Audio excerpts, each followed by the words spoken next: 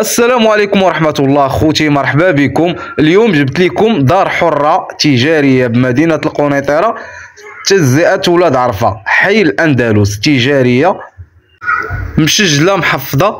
المتراج ديالها 104 متر في الشقق، 94 متر في كيف ما كتشوفوا معايا.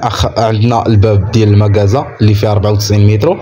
الطلعة ديال الدروج هي هذه، الدروج مرتاحين كيف ما كتشوفوا معايا. ان شاء الله اللي غادي ياخذها يديرهم بالرخام ولا بزليج.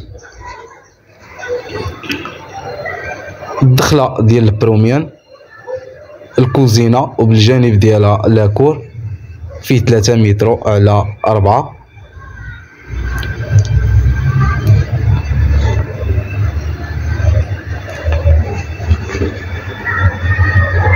جوج بيوت اللي هما كبار، حمام، سيجور كيف ما كتشوفوا معايا فيه اكثر من 4 متر. بيت بالباركو على برا،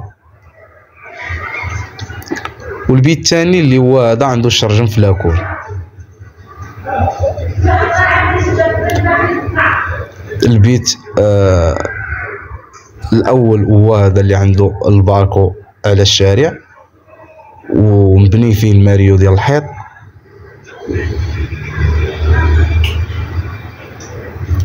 الصالون اللي فيه 5 متر على 3، جوج شراجم في الواجهة.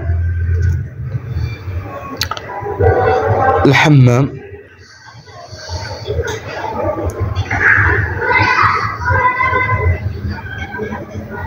الخدمة ديالها نقية كيف ما كتشوفوا معايا. الدروج مرتاحين. الطابق الدوزيام ايطاج اللي هو هذا. كوزينة عندها الشرجم في لاكور.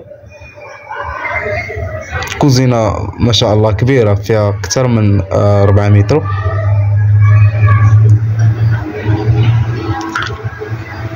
نفس الفصالة ديال البروميان ايطاج في الدوزيام ايطاج، يعني الدار مسجلة محفظة. الطلب ديالها 100 مليون وقابلة للتفاوض. الثمن اخوتي راه مناسب، راه الشقق دايرين 50 مليون في هذا الموقع. راه فيها المكازا وبروميان ايطاج والدوزيام ايطاج، واللي غادي ياخذها غيفينها على الذوق ديالو. والمساحه اللهم بارك في البروميان كيف ما قلت لكم 104 متر في الشقق.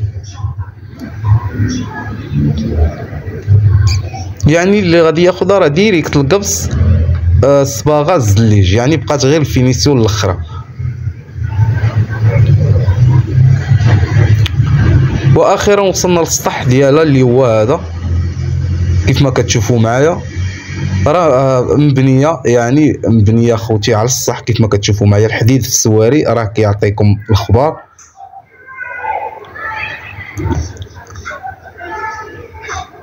البيت ديال الدروج،